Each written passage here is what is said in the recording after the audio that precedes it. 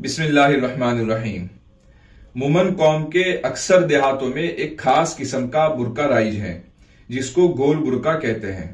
مومن قوم کی دینی خوبیوں میں سے ایک خوبی یہ ہے کہ یہاں مستورات میں پردے کا اہتمام موجود ہے اور برقع میں بھی سادگی کا اہتمام کیا جاتا ہے، یعنی کہ برقع حقیقی معنوں میں پردہ ہو اس کا خیال رکھا جاتا ہے۔ یہ اور بات ہے کہ اب یہ خوبی بڑی تیزی سے کم ہوتی جا رہی ہے۔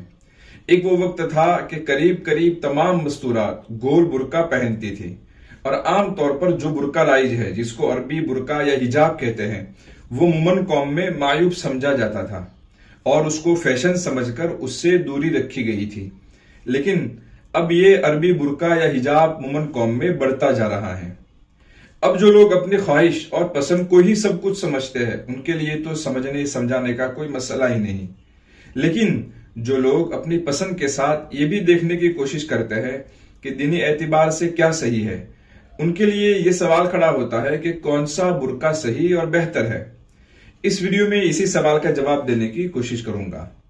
میرا مقصد کسی ایک برقعے کی تعریف کرنا اور دوسرے کی برائی کرنا نہیں ہے، بلکہ میرا مقصد یہ ہے کہ برقعے کا جو مقصد ہے وہ کس میں زیادہ پورا ہوتا ہے۔ سب جانتے ہیں کہ برقع کا مقصد پردہ ہے۔ اس مقصد کے لیے شریعت نے کوئی خاص شکل کا یا خاص ڈیزائن کا برقع لازم نہیں کیا ہے، بلکہ عام الفاظ میں حکم دیا ہے۔ جیسے کہیں تو قرآن پاک میں فرمایا ہے کہ عورتیں اپنے اوپر چادر ڈال دیا کرے، کہیں فرمایا کہ دوپٹہ ڈال دیا کرے، یا یہ فرمایا کہ اپنی خوبصورتی کو ظاہر نہ کرے۔ باقی اس حکم کو پورا کرنے کے لیے برقع کس طرح کا ہونا چاہیے وہ لوگوں پر چھوڑ دیا۔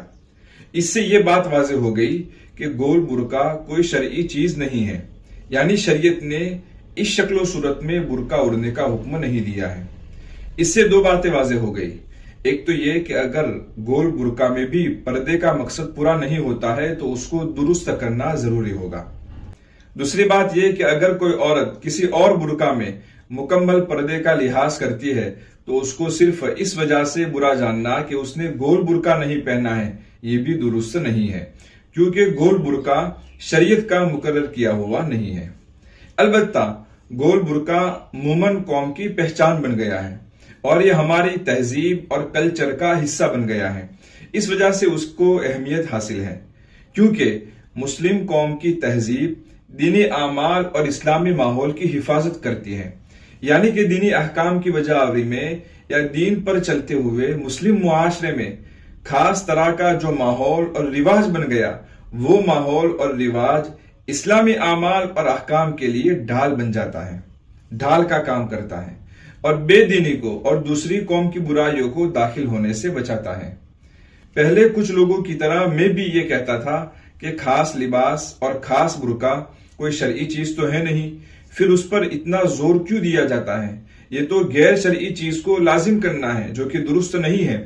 لیکن پھر مفکر اسلام حضرت مولانا علی میاں ندوی رحمۃ اللہ علیہ کی کسی تحریر میں مجھے یہ ملا تھا کہ مسلم قوم کی تہذیب اور کلچر کو بھی بچانا ضروری ہے، کیونکہ اس کی وجہ سے اسلامی اعمال اور دینی احکام زندہ رہتے ہیں، اور قومی تہذیب کے بدلنے یا ختم ہونے کے بعد دینی اعمال و احکام میں کمزوری داخل ہونے میں دیر نہیں لگتی۔ وہ تحریر مجھے ابھی اس وقت ویڈیو بناتے وقت نہیں ملی، لیکن یہ نقطہ میں نے مولانا کی تحریر سے ہی جانا تھا۔ اللہ تعالیٰ ان کو بہترین بدلہ عطا فرمائے۔ تو بات یہ چل رہی تھی کہ گول برقع کوئی شرعی چیز نہیں ہے، لیکن ہماری تہذیب کا حصہ بن جانے کی وجہ سے اس کی اہمیت بڑھ جاتی ہے۔ اس نقطے کو ذہن میں رکھنا چاہیے۔ ابھی گول برقع کی اس خصوصیت کو ایک طرف رکھتے ہوئے اس کی جو کمزوریاں ہیں اس کو بیان کیا جاتا ہے۔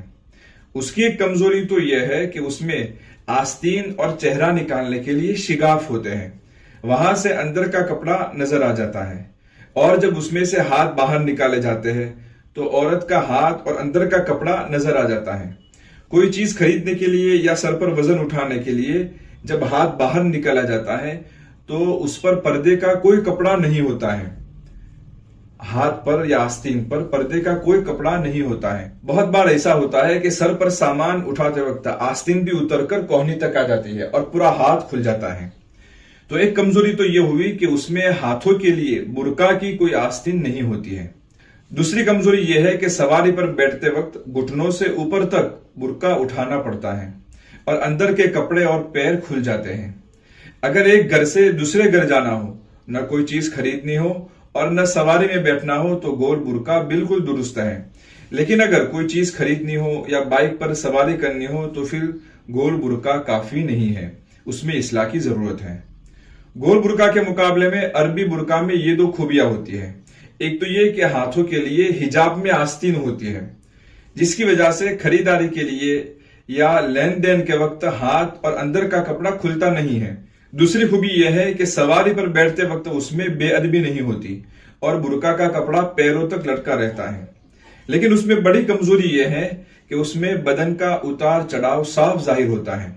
नीज अक्सर ऐसा होता है कि उससे औरत का बदन और ज्यादा पुरकशिश नजर आता है, जिससे हिजाब का सारा मकसद ही फौत हो जाता है।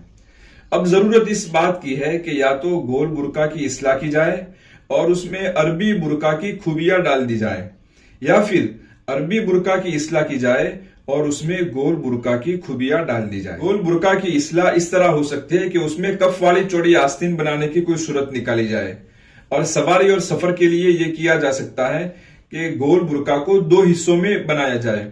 ऊपर का हिस्सा सर से सुरीन के नीचे तक और दूसरा हिस्सा कंधों से लेकर पैरों तक। इसमें जो ऊपर वाला हिस्सा होगा वो गोल बुर्का की तरह बहुत चौड़ा होगा और नीचे वाला जो हिस्सा होगा वो कदरे तंग होगा और उसमें आस्तीन भी होगी।